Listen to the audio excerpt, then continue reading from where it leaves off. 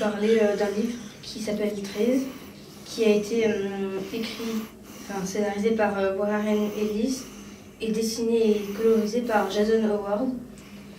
Alors c'est dans un monde où il y a eu une attaque d'extraterrestres, enfin une attaque qui n'ont rien fait, ils sont juste posés là et ils ne font rien. Ils se vident de leurs déchets de temps en temps et après ils ne font rien, ils ne se considèrent même pas les humains comme des êtres vivants, intelligents. Et donc c'est dans ce monde ravagé, ça fait 10 ans qu'ils se sont posés, les arbres comme tout le monde les appelle. Ça fait 10 ans qu'ils se sont posés et c'est l'histoire d'un garçon qui vient de la campagne et qui vient dans une ville où il y a un de ces arbres pour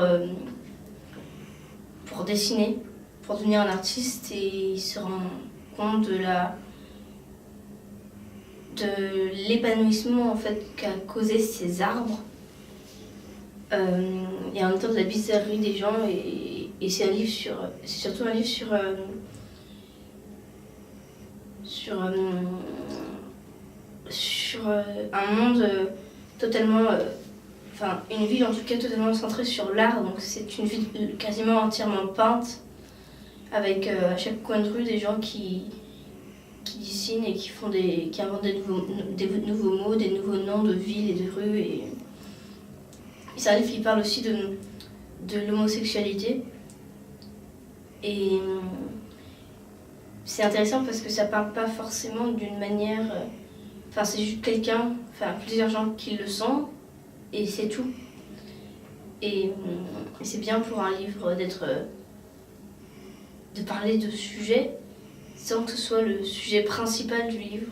En fait, c'est vraiment le sujet principal, c'est vraiment justement un transsexuel. Et homosexualité et transsexualité, parce que du coup c'est un transsexuel qui du coup est une femme dont un garçon est tombé amoureux, et du coup ce garçon se demande si il est homosexuel ou hétérosexuel, et du coup il sait pas trop. Et il se pose des questions, et en fait